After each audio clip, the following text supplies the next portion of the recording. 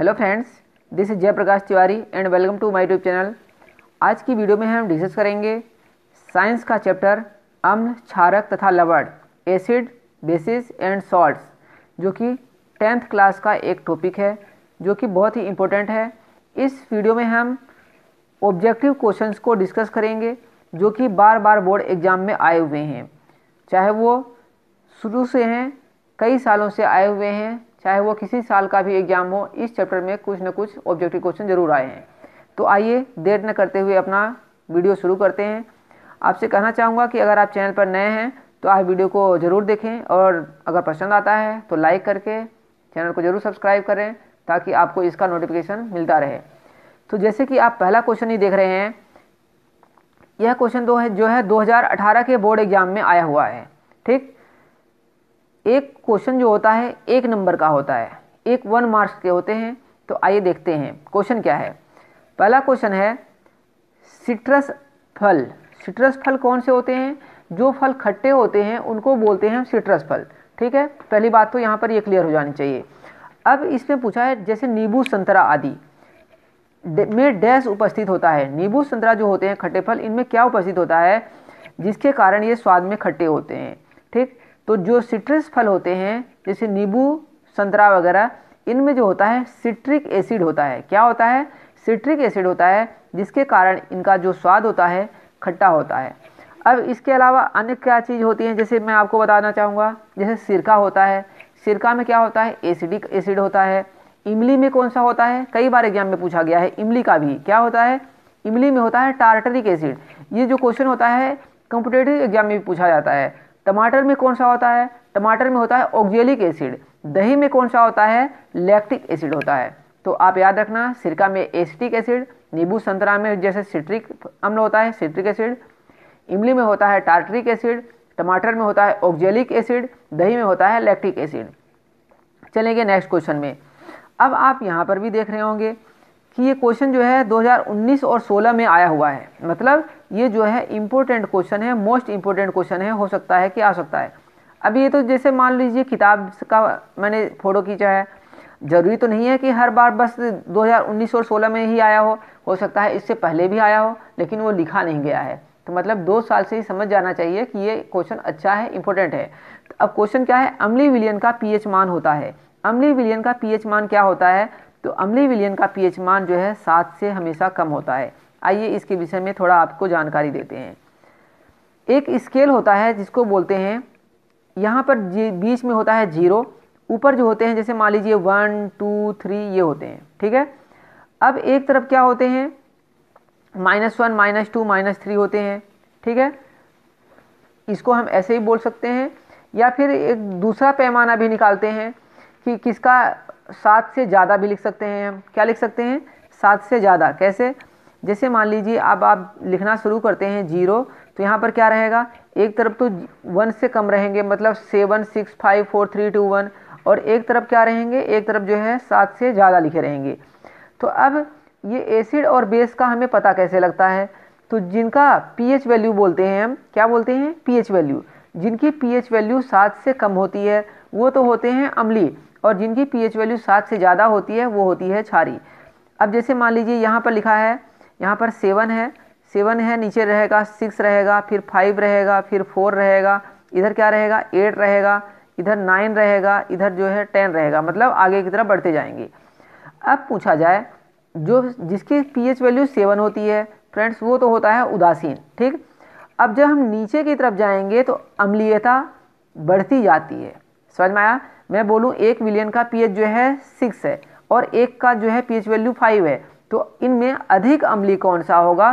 तो वो होगा जिसकी पीएच वैल्यू 5 रहेगी। ठीक, जिनकी पीएच वैल्यू 7 से अधिक होती है वो होते हैं क्षारीय होते हैं। ठीक है, जिनकी पीएच वैल्यू ग्रेटर देन 7 होती है वो क्या होते हैं? क्षारीय होते हैं। नेक्स्ट क्वेश्चन पर चलेंगे। सल्फ्यूरिक अम्ल में अम्लीय हाइड्रोजन परमाणुओं की संख्या है। तो सल्फ्यूरिक अम्ल जो होता है H2SO4 होता है। ठीक है, तो सल्फ्यूरिक अम्ल में अम्लीय हाइड्रोजन परमाणुओं की संख्या कितनी है? तो आप देख रहे होंगे यहाँ पर इक्वेशन लिखी हुई है। जब H2SO4 जब वियोजित होता है तो हाइड्रोजन आयन और सल्फेट आयन में बदल जाता है। ठीक है, किस में बदल जाता है, हाइड्रोजन आयन और सल्फेट आयन में बदल जाता है। और जब ये हाइड्रोजन आयन और सल्फेट आयन में बदलता है और जब हम इसको बैलेंस करते हैं तो यहाँ पर आप देख रहे होंगे कि यहाँ पर लिखा हुआ है 2H पॉजिटिव। अब 2H पॉजिटिव का मतलब क्या है कि ये 2H पॉजिटिव का मतलब ये है कि इसमें 2 हाइड्रोजन आयन हैं, ठीक है। इसलिए इसका आंसर क्या हो जाएगा फ्रेंड्स, इसका आंसर हो जाएगा 2A। समझ में आया। अब क्वेश्चन है, क्षारक के साथ हल्दी का रंग होता है, जो क्षारक होते हैं उनके साथ जो है हल्दी का रंग कैसा होता है। तो जो हल्दी होता है वो अम्लीय विलयन के साथ तो पीला देता है, ठीक है। जो क्षारक होते हैं वो हल्दी के साथ कैसा देते हैं, वो देते हैं पीला। लेकिन जो अम्लीय के अलावा जो क्षारीय होते हैं वो देते हैं लाल भूरा। क्या देते हैं, लाल भूरा वो दे देते हैं, ठीक है। तो इसका आंसर क्या होगा, सी हो जाएगा, भूरा लाल लिखा है, लाल भूरा बोलो एक ही बात है। नेक्स्ट क्वेश्चन है, सल्फर डाइऑक्साइड का जलीय विलयन होता है। तो सल्फर डाइऑक्साइड का जलीय विलयन कैसा होता है फ्रेंड्स, SO2 है और H2O जब मिलता है तो क्या होता है, आप लोगों ने सुना होगा कि अम्लीय वर्षा सुना होगा, ठीक है। तो जब सल्फर डाइऑक्साइड बोलते हैं, जब सल्फर डाइऑक्साइड वायुमंडल की पानी के साथ जब रिएक्ट करती है तो सल्फ्यूरस एसिड बनाती है। क्या बनाती है, सल्फ्यूरस एसिड। एक होता है सल्फ्यूरिक एसिड, H2SO4 होता है फ्रेंड्स, ठीक है। और जब सल्फ्यूरस एसिड H2SO3 बनता है तो उसको बोलते हैं सल्फ्यूरस एसिड। सल्फ्यूरिक एसिड जो होता है H2SO4 ये तो बहुत खतरनाक होता है, अगर हार्ड हो जाए मतलब कंसनट्रेट हो जाए, ये होता है सल्फ्यूरस एसिड, इसको बोलते हैं H2SO3। तो क्या बनता है, सल्फ्यूरस एसिड बनता है, इसलिए वो जो होता है अम्लीय होता है, इसलिए हम अम्लीय वर्षा बोलते हैं। अगर पूछा जाए अम्लीय वर्षा किससे बनती है तो फ्रेंड्स याद रखना, अम्लीय वर्षा जो होती है सल्फर डाइऑक्साइड की पानी के साथ क्रिया के कारण बनती है, ठीक है। तो सल्फर डाइऑक्साइड का जलीय विलयन कैसा होता है, इसका जलीय विलयन जो होता है अम्लीय होता है। नेक्स्ट क्वेश्चन पर चलेंगे, एसिडिक अम्ल की क्षारकता होती है। 2013 और 14 में आया हुआ क्वेश्चन है, एसिडिक अम्ल की क्षारकता होती है या फिर एसिडिक अम्ल में अम्लीय हाइड्रोजन परमाणुओं की संख्या है। क्वेश्चन, यही क्वेश्चन दो तरीके से पूछा जा सकता है। तो एसिटिक एसिड फॉर्मूला होता है CH3COOH। जब ये आयनित होगा तो acetate CH3COO negative CH3COO negative में हो जाएगा और H पॉजिटिव में हो जाएगा, ठीक है। क्या होता है ये एसिटिक एसिड CH3COOH। अब जब ये क्रिया कर रहा है तो जब आप इसको बैलेंस करेंगे तो यहाँ पर देख रहे होंगे कि यहाँ पर कुछ नहीं लिखा हुआ है CH3CO निगेटिव के आगे, तो इसका मतलब क्या हुआ कि ये जो है अकेला है, ठीक है। तो इसका आंसर क्या हो जाएगा, 1। नेक्स्ट क्वेश्चन पर चलेंगे, निम्नलिखित एसिडिक अम्ल एक दुर्बल अम्ल है, क्योंकि अब आपको ये पता होना चाहिए कि जो दुर्बल अम्ल और प्रबल अम्ल ऐसे ही होते हैं, दुर्बल क्षार और प्रबल क्षार ये क्या होते हैं। तो आपको इसके विषय में थोड़ी जानकारी देना चाहूँगा। सबसे पहले बात करते हैं प्रबल अम्ल की। क्या, प्रबल अम्ल ये क्या होते हैं, ठीक है। तो प्रबल अम्ल क्या होते हैं, वे अम्ल जो जल में पूर्णतया आयनित या वियोजित हो जाते हैं, मतलब जो जल में पूरी तरीके से मिल जाते हैं, वो होते हैं प्रबल अम्ल कहलाते हैं। समझ में आया फ्रेंड्स, क्या होते हैं प्रबल अम्ल, वो होते हैं जो जल में पूर्णतया आयनित या वियोजित हो जाते हैं। सामान्य तथा खनिज अम्ल जो होते हैं, खनिज अम्ल मतलब जो खनिजों से प्राप्त होने वाले अम्ल हैं वो होते हैं प्रबल अम्ल। अब प्रबल अम्ल और दुर्बल अम्ल फ्रेंड्स ये एग्जाम्पल भी पूछा जाता है, कई बार एग्जाम में पूछ लिया जाता है 1 या 2 नंबर में कि प्रबल अम्ल का उदाहरण दो, 2 प्रबल अम्ल और 2 दुर्बल अम्ल का उदाहरण दो। तो प्रबल अम्ल के उदाहरण क्या हैं, जैसे मान लीजिए एक जाना पहचाना आपने सुना होगा H2SO4, ये बहुत आता है। H2SO4 होता है सल्फ्यूरिक एसिड जिसको बोलते हैं। एक होता है HCl जिसको हम बोलते हैं हाइड्रोक्लोरिक एसिड, और एक होता है, और आपको एग्जांपल दे दूं, HNO3 जिसको हम बोलते हैं नाइट्रिक एसिड बोलते हैं। तो फ्रेंड्स प्रबल अम्ल क्या हुए, H2SO4, HCl, HNO3। अब बात करते हैं दुर्बल अम्ल की। क्या, दुर्बल अम्ल, क्या दुर्बल अम्ल की बात करते हैं, ठीक। आप इसको चाहें तो स्क्रीनशॉट ले सकते हैं, बहुत ही इंपॉर्टेंट टॉपिक बता रहा हूँ। दुर्बल अम्ल क्या होते हैं, वे अम्ल जो जल में पूर्णतया वियोजित या आयनित नहीं होते हैं, दुर्बल अम्ल कहलाते हैं। अब उदाहरण क्या होते हैं, जैसे मान लीजिए HCN है। क्या है, HCN है जिसको हम बोलते हैं हाइड्रोजन साइनाइड बोलते हैं। क्या बोलते हैं, हाइड्रोजन साइनाइड, ठीक। फिर होता है CH3COOH होता है, ठीक है, CH3COOH जिसको हमने अभी पढ़ा था एसिटिक एसिड। फिर HCOOH तो फ्रेंड्स ये क्या हैं, ये होते हैं दुर्बल अम्ल होते हैं। समझ में आया? तो अब आप क्वेश्चन देखिए क्या है, एसिडिक अम्ल एक दुर्बल अम्ल है, क्यों? तो मैंने भी आपको बताया दुर्बल अम्ल वो होते हैं जो जल में पूर्णतया आयनित नहीं होते।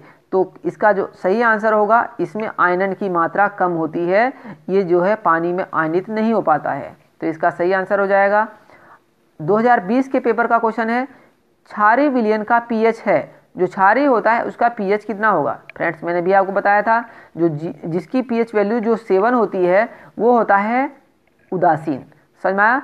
अब जब 7 से जब 8 जाता है तो ये हो जाता है क्षारीय, और जब नीचे रहते हैं 6, 5, 4 तो ये होते हैं अम्लीय, और ये होते हैं क्षारीय। जब ऊपर की तरफ जाएंगे तो क्षारकता बढ़ती जाएगी, और जब नीचे की तरफ आएंगे तो अम्लीयता बढ़ती जाएगी। तो क्षारीय विलयन का पीएच मान क्या होगा? जो यहाँ पर डी ऑप्शन दे रखा है 7 से अधिक, इसका जो है सही आंसर हो जाएगा। बात करेंगे नेक्स्ट क्वेश्चन की, अम्लीय वर्षा के जल का संभावित मान है। अम्लीय वर्षा जो होती है, अभी मैंने बताया कि जब SO2 पानी के साथ जब क्रिया करती है, बरसात के पानी के साथ क्रिया कर लेती है, वायुमंडल में प्रेजेंट सल्फर डाइऑक्साइड जब पानी के साथ क्रिया कर लेती है तो H2SO3 बनता है, जिसको हम बोलते हैं सल्फ्यूरस एसिड। ठीक है, अब ये अम्ल है, तो आपको इतना तो पता होगा कि पहली बात तो अम्ल है।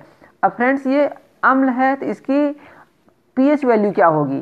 तो फ्रेंड्स इसकी जो पीएच वैल्यू होती है, जो संभावित होती है, वो होती है 5.2 होती है। ठीक, 5.2 जो होता है, एक जो होता है समझ लीजिए कि थोड़ा ज़्यादा हार्ड एसिड बन गया, इसलिए अम्लीय वर्षा जो होते हैं, आपने सुना होगा कि क्वेश्चन पूछा जाता है आपसे, पेपर में कई बार आया भी है कि ताजमहल का रंग पीला क्यों पड़ता जा रहा है। तो ताजमहल का रंग पीला क्यों पड़ता जा रहा है फ्रेंड्स? यहीं से आपको आंसर पता लग जाना चाहिए कि अम्लीय वर्षा के कारण जो होता है ताजमहल का रंग पीला पड़ता जा रहा है। ठीक है, जो वायुमंडल में जो सल्फर डाइऑक्साइड प्रेजेंट रहती है, जो SO2 प्रेजेंट रहती है, वो क्रिया कर लेती है और जो है एसिड बनाती है, सल्फ्यूरस एसिड H2SO3 बनाती है। ठीक है, नेक्स्ट क्वेश्चन रहेगा, H2SO4 विलयन का पीएच मान है। H2SO4 विलयन का पीएच मान है 0 है, 7 है, 7 से कम है, या 7 से अधिक है। तो फ्रेंड्स अगर 7 से अधिक हो गया तो पहली बात तो ये हो जाएगा क्षार, तो ये आंसर नहीं है। ठीक है, अब यहाँ पर 0, 7, 7 से कम, अब इसमें से हमें जवाब देना है। तो फ्रेंड्स हम बस ये लगाएंगे, ये भी नहीं होगा, 7 जो होगा ये भी नहीं होगा। क्यों? क्योंकि जो जिसका 7 होता है वो जो हो जाता है उदासीन। ठीक है, अब पीएच वैल्यू जो रहेगी H2SO4 की यानी सल्फ्यूरिक एसिड की, वो हमेशा 7 से कम रहेगी, क्योंकि जिनकी पीएच वैल्यू 7 से कम होती है वो होते हैं अम्लीय विलयन। फ्रेंड्स अब आप अगला क्वेश्चन देख रहे होंगे, कितनी बार आया हुआ है? 11, 14, 17, 18, 19 कितनी बार आया हुआ है? क्या पता 2020 में भी आ जाए। क्यों? क्योंकि इस बार आपको पता है कि पेपर जो है आसान आएगा, और 33% जो कोर्स आएगा इस बार जो है ऑब्जेक्टिव क्वेश्चन आएगा। इसलिए मैं आपसे कहना चाहूँगा फिर से कि अगर आप अच्छे से ऑब्जेक्टिव क्वेश्चन की तैयारी कर लेते हैं तो आप बड़ी आसानी से पास हो जाएंगे। आपको कोई टेंशन की दिक्कत नहीं है, कोई टेंशन नहीं लेना है आपको। ठीक है, बस मेरे वीडियो लगातार देखते रहिए और इसका आनंद उठाते रहिए। नेक्स्ट क्वेश्चन है, शुद्ध जल का पीएच मान है। शुद्ध जल जो होता है फ्रेंड उदासीन होता है। समझ में आया? शुद्ध जल जो है उदासीन होता है। अब जो जिसकी पीएच वैल्यू अगर 0 है तो फ्रेंड्स वो क्या हुआ? उदासीन हो गया। तो इसका जो सही आंसर क्या हुआ? 7 हुआ। शुद्ध जल एक उदासीन होता है तथा उदासीन विलयन का पीएच मान कितना होता है? 7 होता है। चलेंगे नेक्स्ट क्वेश्चन पर। निम्नलिखित में से कौन सा तत्व तनु अम्ल के साथ संयोग करके हाइड्रोजन गैस निकालता है? तो जो ZN होता है, जिंक जिसको बोलते हैं, ये NaOH के साथ क्रिया करके Na2ZNO क्या बनाता है? Na2ZNO और H2 गैस निकालता है। ठीक है, तो ये इसका सही आंसर होगा C, जस्ता या जिंक जिसको बोलते हैं। नेक्स्ट क्वेश्चन पर चलेंगे। क्षारीय विलयन में फिनोल्फ्थैलीन सूचक का रंग होता है। क्षारीय विलयन में फिनोल्फ्थैलीन का रंग क्या होता है? अब फ्रेंड्स फिनोल्फ्थैलीन एक सूचक होता है, आपको पता ही होगा।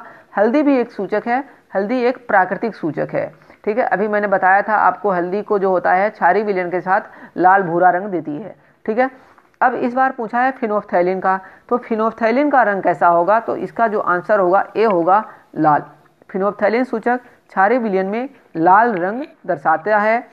यह सूचक मुख्यतया प्रबल अम्ल प्रबल क्षार जैसे HCl और NaOH, अथवा दुर्बल अम्ल और दुर्बल क्षार, दुर्बल अम्ल प्रबल क्षार, मतलब CH3COH दुर्बल अम्ल है और NaOH क्या है, प्रबल क्षार है, के अनुमापन के लिए प्रयोग किया जाता है। अब अनुमापन अभी आपने पढ़ा तो नहीं होगा, लेकिन सुन जरूर लिया होगा। अनुमापन जो होता है 12th क्लास में आता है, ठीक है। तो ये एक प्रैक्टिकल होता है, आप करेंगे। अब यहाँ से एक क्वेश्चन और क्लियर कर लेना कि यहाँ पर प्रबल अम्ल और प्रबल क्षार दोबारा रिवाइज कर लोगे, वैसे मैंने अभी पीछे बता दिया है। प्रबल अम्ल यहाँ पर कौन सा है, HCl है। प्रबल क्षार क्या है, NaOH है। यहाँ पर दुर्बल अम्ल कौन सा है, CH3COH है। प्रबल क्षार क्या है, NaOH है। ठीक, तो आपका यहाँ से रिवीजन भी हो गया होगा। चलेंगे नेक्स्ट क्वेश्चन पर। आप देख रहे होंगे कि 2019 का आया हुआ क्वेश्चन है, ठीक। अब यहाँ पर देखिए 2020 का आया हुआ क्वेश्चन है और 2015-16 का पढ़ने जा रहे हैं। क्या है, धोने के सोडे का रासायनिक नाम क्या है, रासायनिक सूत्र क्या है, रासायनिक नाम भी बताएंगे आपको, फॉर्मूला भी बताएंगे, ठीक है। धोने के सोडे का, या धोने वाला सोडा जिसको बोलते हैं, या धावन सोडा बोलते हैं। फ्रेंड्स, आपने धोने का सोडा तो लिखा हुआ है, आपने फेमस नाम सुना होगा धावन सोडा जिसको बोलते हैं, समझ में आया। तो आपको इसका रासायनिक नाम बताना होता है, कभी कभी पेपर में पूछ लेता है, या फिर इसका फॉर्मूला पूछ लेते हैं। तो जो फ्रेंड्स इसका जो फॉर्मूला होता है Na2CO3 10H2O होता है, ठीक है। धोने के सोडे या सोडियम कार्बोनेट जो बोलते हैं इसको, रासायनिक नाम, ठीक है। रासायनिक नाम क्या है, सोडियम कार्बोनेट का रासायनिक सूत्र Na2CO3 10H2O होता है, ठीक है। इसकी पेपर में निर्माण विधियाँ भी पूछ ली जाती है, आपको जरूर बताएंगे। रासायनिक नाम क्या होता है, सोडियम कार्बोनेट डेकाहाइड्रेट होता है, समझ में आया। रासायनिक नाम क्या है, सोडियम कार्बोनेट डेकाहाइड्रेट। सामान्य नाम क्या बोलते हैं हम इसको, धावन सोडा या सोडा एस या फिर सोडियम कार्बोनेट भी बोल देते हैं। अब जो यहाँ पर ये लिखा हुआ है NaOH sodium hydroxide, NaHCO3 sodium bicarbonate होता है, CaOCl2 सोडियम ऑक्सीक्लोराइड होता है, सॉरी कैल्शियम ऑक्सीक्लोराइड, ठीक। नेक्स्ट क्वेश्चन पर चलेंगे। निम्नलिखित में अम्लीय लवण है, अब इनमें अम्लीय लवण बताना है आपको। NaCl, NaHSO4, Na2SO4 और KCN। अब आपको ये भी पता होना चाहिए कि अम्लीय लवण होते क्या हैं।